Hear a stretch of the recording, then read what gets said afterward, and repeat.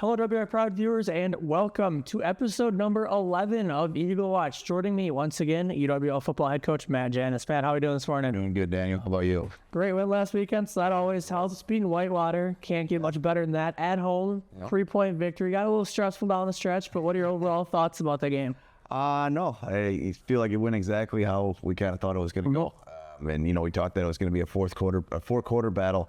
We knew it was going to be really back and forth. And I think, again, for whatever it's been now, third, fourth week in a row, it's required our entire team to win that game. And I think it took, if you look across the board of all three phases, and obviously it starts with our defense early. In the first half that our defense put together, I thought they did a phenomenal job out of the gates. I think Coach Weifel, Coach Collicott's game plan was phenomenal. I think it stressed them. And then, our offense got just enough done in kind of that first half. And then I think as the game went on, then it started to become huge plays here and there. It was special teams. It was being able to, special teams with a punt. It was able to keep the ball away from their explosive kick returner and Michael Stack being able to kind of locate the ball and certain things. And then as the game went on, and then, they kind of switch gears, right? And their offense started to pick it up. And then our offense started to pick it up. We start going kind of back and forth. And then it kind of came down to a few big plays that our team needed to make. And so, again, overall, I just will keep saying it, our team, and it's a team effort, continues to find a way to win. One of those big plays on defense early on was a blocked field goal on Whitewater's second drive of the game. Can we kind of go through what you saw in that play? Yeah, I mean, this is a unit that we take a tremendous amount of pride in, and it's been Coach Collicott's unit since he got here in 2022. And it's been his deal. And so we put 5 minutes every single day of practice. Every time we're out on the practice field, if we're doing field goal, then the other end is doing field goal block. And so this is Coach Collicott's unit, and what he does is he does a tremendous job of scheming up and attacking, and we understand. And if you look back throughout the course of the last couple of years, we've won games because of block kicks. We won a game at UW-Whitewater 2 years ago because of a block kick.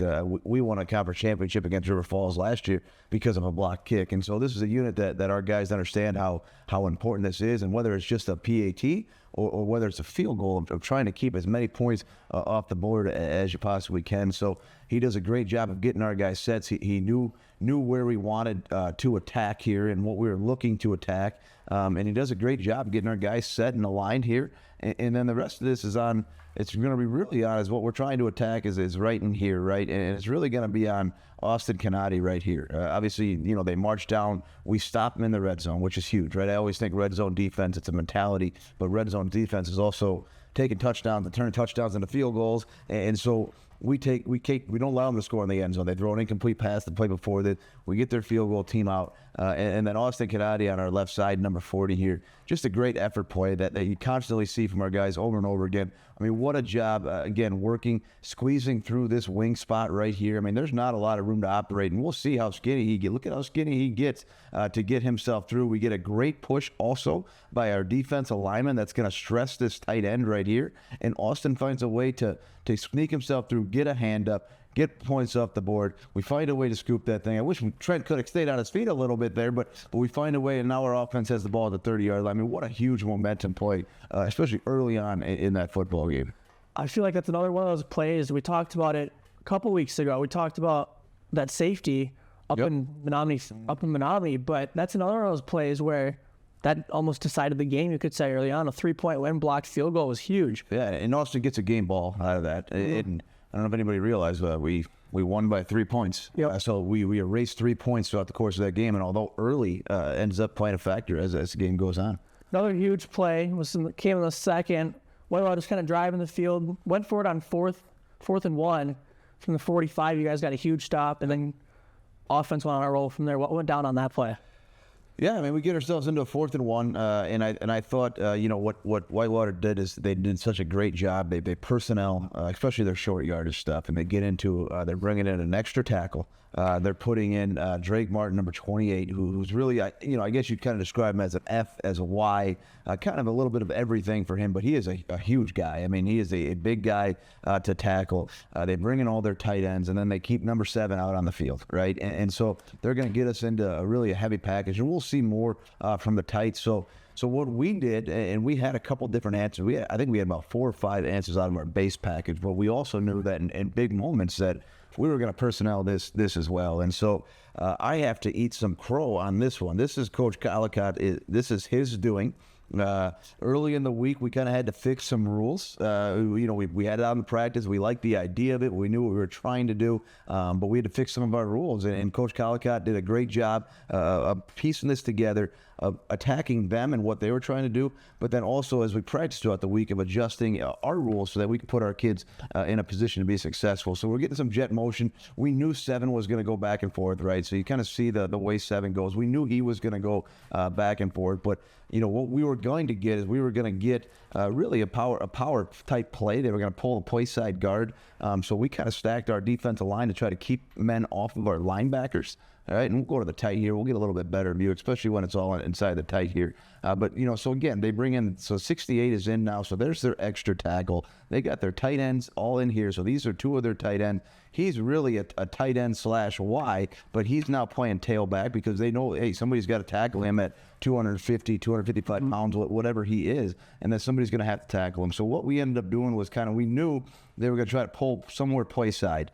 Right, and so they were going to kind of run a power concept to the backside here. So what we tried to do was we tried to play shades right here to force these down blocks here. We knew the center was going to have to try to cut off. We knew we were going to get a kind of a kick out block right there. So we tried to eliminate wash. And what I mean by wash is we tried to eliminate that these guys were going to take these guys and kind of just move them as the play went on across the picture here. So we tried to eliminate wash by putting our guys in eyes. And you see right here how this kind of stonewalls, and there's not a lot of room right here. So then we get 11 climb. We're going to spill that with our linebacker, and we're trying to keep our Mike free, and we knew he was going to be free because we knew the puller was going to kind of do this. Aaron Schmitz does a good job. He's the kick out right here. So we got to match. Anytime somebody pulls somebody or kicks somebody out, you got to be able to match both shoulders of that player, right? Otherwise, there'll be a cutback open. And so our inside matcher right there is Landon Owen coming. We're kind of working himself over right there. Aaron Schmitz does a great job. And again, you see they're just trying to hit the wash here. 75 is really not as worried about kicking out 25 as he is about trying to get this pile vertical right here. And so Aaron Schmidt does a great job. Landon Owen gets himself over. That's a big guy to tackle, and you can see how hard it is. And it took almost our defense just to get that guy down. But I mean, what a effort by our guys. What a job by Coach Collicott. What a call by Coach Sweefel. And just you just see, in order for one play to have success, how much that takes. I mean, that you're talking, I don't know, maybe 20 practice reps. You're probably talking, I don't know, probably 15 minutes of reviewing this constantly with our guy for one play. We ran it one time, and we get a stop. And it was a huge stop, and our offense gets the ball in positive field position. And our guys should be jacked. They should be excited. I mean, that is a phenomenal job across the board there. If you were looking at the camera angle on that first one down on the sideline, you could see you jumping around. A lot of the team was doing the same thing. What does that say on the defense to get the team motivated? Yeah, I think, like I said, I mean, you just flip the switch now. So, like, they're driving a little bit. They're in positive field position. You get a stop there. Now your offense got the ball at what are we at, the 44 right here? Now the offense gets the ball. We get the ball. We stop them for a series. Especially in their short yardage package, that's kind of like their MO, right? Like, this is what they do. They've been doing this for weeks. They've had a ton of success, and so you pour a ton of time and effort as, obviously as a coach too, right? And Coach Collicott should be jacked for this too, because you pour so much time and effort, and then you see your work, right? And this is what we work on. Like, this is what we do, and this took time, this took reps, and then you get to see our kids execute what we've been working on all week, and then you get to stop. Like that's a huge high in itself right there. Coming off of that, I mean, we were talking about it last week, how Jack Studer hadn't had a big game in a while. Seems like he's listening. Bounces back, couple touchdowns. One of them came early in the fourth. The other came a couple minutes later. But that first touchdown in the fourth, what did you see there? I don't know. I mean, leaders make plays. Like, that's the end of the day. Like, at the end of the day, the leaders make plays. And I know everybody wants to go into, like, what a captain is, and they got to be a vocal guy, and they got to do this. To me, like, if you're a leader, you find a way to make a play when your team needs it most. And that's why Jack's a captain, and because he does that. And he does that. So here we are, again, working in the red zone. We got a 1st and 10. Something like that we kind of talked about previously, like when you have Jack Studer, and we worked with Kyle quite a bit too. Like when you have Jack Studer, we get him in one-on-one situations, especially in the red zone. Like like let's take a shot here, right? Let's get him the ball. And so we got an RPO concept on, right? And kind of the same thing. Like, so we have an RPO, and Kyle's seeing pre-snap. He's seeing this, right? And so everybody knows that he's one-on-one. I mean, the safety, he's kind of cheating a little bit, giving a little bit of help, but with the formation and with the RPO, and you see what we're running. We got the run game, we got the mesh right here, we got RPOs going to both sides, but the reality is we got the one-on-one right here. And so certain times throughout the game, you got to take that. And like, you don't want to do it. I don't know if you can survive doing it every single play, because if it's a point, you find yourself a 2nd 10 and so forth. But we get this one-on-one situation with Jack, and he's our freshman corner. But let me tell you, this guy's going to meet a freaking stud in this league for a long time. But Jack just had the better day. Does a great outside. I mean, it starts. Jack wins the route early, right? Jack wins the route off of his release, and he's going to win it right here with his swim. He's got to kind of swim over. The route is won. Kyle gets him a good ball. Take Jack Studer in that case. Again, he shows the hand so late, goes up and gets it. Great job by Jack right there. And great job by Kyle recognizing. Again, you'll see the run game in the box here with his own look. Okay, and it's a great job from that perspective there. So kind of from there, things got wild. You scored. There's like a 3 or 4 play Whitewater drive, and then you guys bounced back with a 2-play drive. That was a 79-yard touchdown for Jack's 2nd of the day. Also broke the school record for career reception yards. So Jack's kind of breaking records left and right late in the season here. What did you guys see on that play? Yeah, like you said, like just a wild, like, it goes from no scoring to felt like everybody could score at a certain time. And, we give up, I think it was a 2-point drive before this. It was just a bad chain of events. We tried to blitz. They caught us in a big one, and then they just get us on 2 plays later. And so again, great job by them. So then we get the ball back, and we did not do, and I'll take the blame. I should have got our kick returner to fair catch it.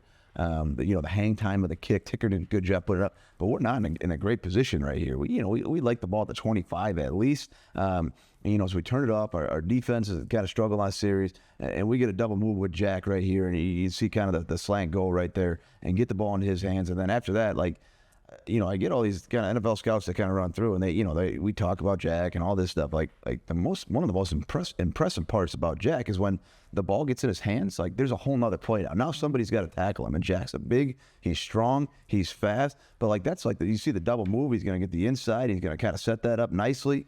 And now he catches it, and now it's now the fun begins, right? Because this guy's a good player in our league too. He's got a great angle, but to tackle Jack Studer is a whole nother deal, right? He is he's strong. You can't really go high on him, and that's just a huge play, and he knows it. That's a huge play when our team needed it most. Again, that Jack Studer comes through for us. Again, only 5 catches, but 2 of them are touchdowns. Breaks the school record. Just really impressive with everything that guy does. He's a human highlight reel. It's just like we said early in the season, it's one of those things you almost have to see to believe. And it's just kind of been crazy to see Jack almost get better as the season goes on. It's one of those games where defense really stepped up late again, kind of did what they had to do when they had to do it. One of those big plays was a Trent Mullen interception, and it kind of seems like we've been talking about him a lot on defense lately. What went down on that play? Yeah, I think it's kind of a 2-part deal, right? Is that eventually, we did such a good job with what they wanted to do most, which is run the ball, right? And I think we kept them under 100. I don't know what the total stats were. I know we kept them under 100, but we took away their run game. We started making them one-dimensional. And so then when that kind of happens, and then obviously our offense helps out too. So they're at the point too where they need to now throw the ball, right? And so now you can kind of start, playing around as a coordinator and starting to put stress on the quarterback and how are you going to play? You can play coverage. So what we started doing is because of the time, because of the situation, they started bringing in 10 personnel. So now they have 4 receivers on the field. We talked about some of their tight ends early. They started going into a lot of different 10 personnel looks, and they're having some success with some things. And what we started to do, right, we can play coverage. We can play a couple different things. We bring in our nickel package. So we're traditionally a 4-3. Now we bring in our 3 defensive linemen, which are kind of some different personnel there, 3 linebackers. And then you guys can see how we're trying to match their personnel by getting into 5 defensive backs on the back end right there. So we knew they were going to do a ton of motioning over. So now they're getting into trips. We knew it was going to kind of be they wanted to ISO their X receiver right here, who was a great player. So they're getting us to doubles. They're taking us over to trips so that we can't put X adjusters on, right? So that we can't roll a coverage to him. So they try to give us 2x2. They go over to 3x1 here. But Coach Z's got a great play call on. And so we're playing a 3 high. It kind of looks like we're playing some zone here, but we blitz, and we bring in a hot blitz. So what a hot blitz is essentially means we're bringing 6 guys. We're bringing 6 here, and we're playing a really light coverage. We're playing 3 deep, and we're playing 2 under. And we're really visual off the quarterback. So the premises behind it is that the quarterback's got to make the right decision, and he doesn't get time, right? So the ball needs to be out. Because we're bringing 6, we're anticipating that the ball's going to be out in right now, right? Otherwise, if he's got to hold it, we should get home. So we'll start with just the blitz here first. We just kind of go into the box here. We get a great job. Our nose does a great job of kind of bottling up 75 here. He doesn't really have visual on what's going to happen here with our Sam. And so there's Austin Canati again with the blitz path right there. And you can kind of see the movement of our linebackers. We really thought we were going to get this kind of protection here. And the back's kind of upset because the gaps have changed because we've slanted here. He was trying to think there was an open B gap to start here, right? So that's why he's kind of settling in that. You can kind of see the force slide, right? But the guard is kind of hesitant on here, okay? And our Mike's going to wrap through as well. We get kind of a cross blitz right there. So this actually takes up, you see how we kind of get the free hitter with Austin because of all the different movement and the pressure on the back. And so Austin's going to get a good hit on number 2 right here. Okay, that's going to affect the throw off the bat. Okay, so you can kind of see how the box works and how the pressure works with the hot coverage. And then from the back end, we're playing, like I said, we're playing 3 deep, 2 under. And so you'll see some secondary rotate. It's really getting into a cover 3 look right here. But it looks like we're playing our base quarters out of that. And we kind of get a great job right here now. Again, we're playing this hot coverage here where we're just kind of walking down and we're just staring out the quarterback, right? And so the quarterback's got a split decision to make. And Trent does a good job of not chasing. We don't want to chase outs. That's not the deal. We want him to throw there because we'll rally to that. And Trent does a good job. We talked all week that this team was going to try to hit the ball right here. That was, they wanted to do 2 things. They wanted to throw to X. So they had a whole kind of a game plan for X. They wanted to throw sword routes, post routes, fade routes to number 9. And then they were going to bring everything back to this hash right here. And so that's what we kind of do. And he almost chases. He almost gets a little undisciplined right here. But he ends up sitting on his hash, gets the pick. Huge play. And it's a huge play for us right here. This is a huge play. Now, I'm not happy at the end of it because we get a 15-yard penalty because we were being stupid, and it backs us up, and it actually probably ends up costing us a touchdown, to be honest with you. You were looking at 1st and goal right here at the 5, and so that's something we got to learn in big moments and when big plays happen. We got to just come over. You can come do whatever you want over here. Get off the field, come over to the sideline. You can celebrate. I tell you, you can celebrate any manner that you want to, but get off the field. And get off field. And so we end up costing ourselves there potentially a touchdown because we get that penalty right there. Defense, again, like I said, did their thing. Next drive or a couple drives later, forcing a fumble that pretty much secured the win. What went down there? Yeah, I mean, it's now. I mean, this is, we get into that situation now. We're in a 2-minute situation, and the clock is ticking. I believe at this point they're out of timeouts, or maybe they had 1 left. I think they kept 1. They're out of timeouts. You're kind of getting into that. We're in this range now. Like they kind of moved the ball a little bit. We're in this range now. Like, all right, they moved. Like we talked about it last week. Or was it last week? Feels like Stout was forever ago. We talked about it last week at Stout, right? Yep. Like, okay, we talked about quick throws in the 2 minutes to get the quarterback comfortable, get the ball moving, get the chains moving with everything. And so we're kind of in that area right here on the field. It's like, okay, we're gonna have to maybe get out of our neck. We're gonna have to get out of our coverage a little bit. But what we end up doing is talking to Coach Sweep on the headset. He's like, we're gonna play coverage one more time. And so we drop off. We're playing really kind of a version of Tampa here, 3 deep. We're really kind of sinking our corners. We got 5 underneath here, trying to take away all the windows that we can. We're sinking back here. And this one is really on the pass rush here. We wanted to get him moving. We tried to get him to go, Bodie to go this way. We kind of just screw up with the thing, but we wanted to get him moving a little bit. We get him flushed out of the pocket now. And now he's got a decision. And what happens is Ross Gango does a phenomenal job. Ross is here, right? And he's going to step here. And Ross does a phenomenal job of just getting on him, closing this thing up. Great job with the finish. And you see how the ball just comes out right. He I don't know if he's trying to get the ball off or trying to get a throw out so he doesn't take a sack, but you see the ball just starts to gets extended from his body, and a great job of just staying with it. And that ball is out. And Bodie Schoenhofer does a great job of getting on this pile right here. And this felt like, I'll just tell everybody, this is the last shot. This felt like eternity. Like this felt like it took forever for us to just kind of sort this thing out right here. The ref comes in from the side. He throws the bag here. We'll get another look at it again. Ross, just a great job of sticking with it. He's tired. Those guys got to go on. This is like 5 or 6 plays in, so they've been pass rushing, bursting out of their stand. Great job making a play here. Great job as he starts to try to just kind of continuing. The ball starts to squirt out. There's the ball right there. It pops out right there. And just a great job. He doesn't have it in his hands anymore, right? So now it's like just a loose scramble for the ball, and Bodie sees it, comes in. Their old lineman misses it, pushes him off.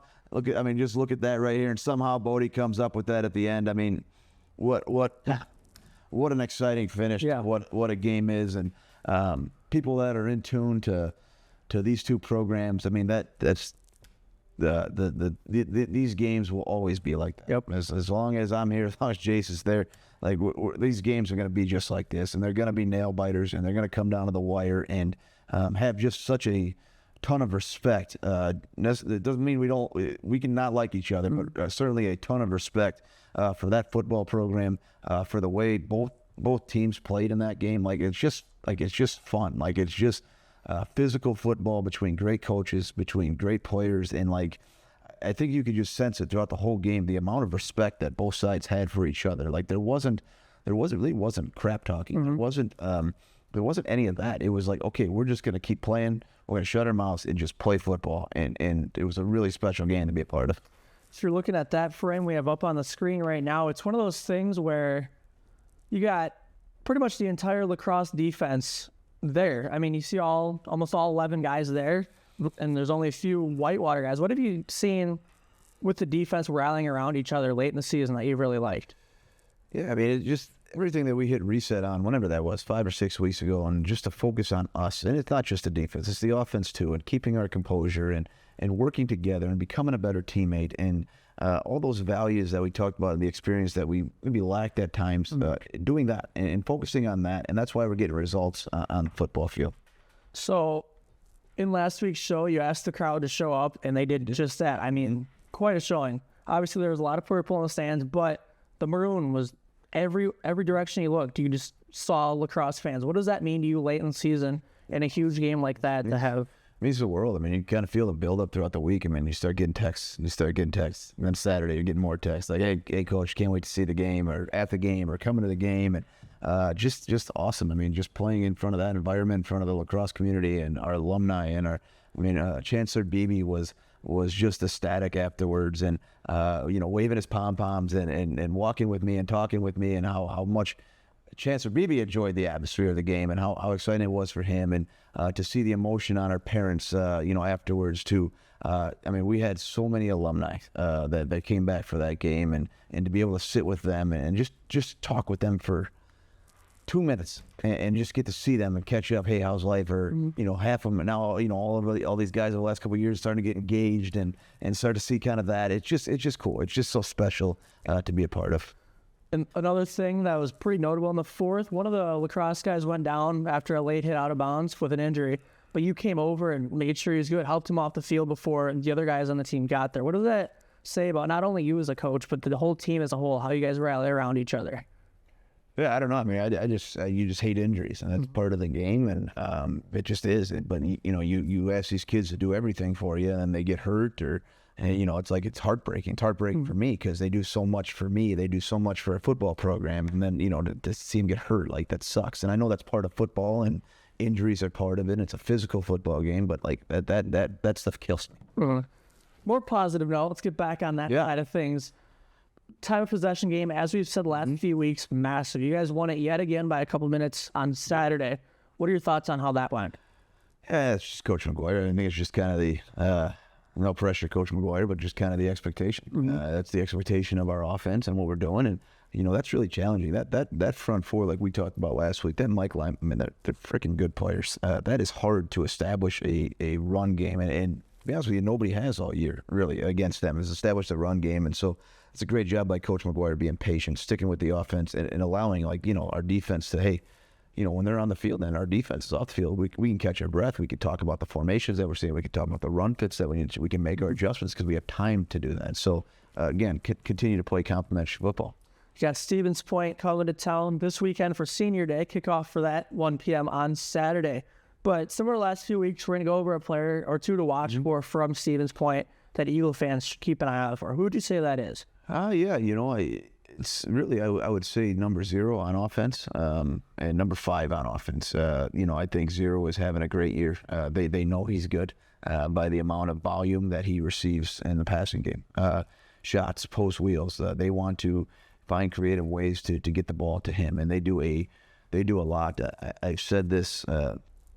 I feel like I said this every year, and I feel like I've gone against their head coach Luke Finet as a play caller for my entire career, right? And he is one of the best. He is a phenomenal play caller. The way he sets up his plan of attack, what we're seeing right now, I don't even know if it's worth looking into some of this stuff because we're going to see something totally different that we're going to have to adjust to on Saturday. So 0 is a great player.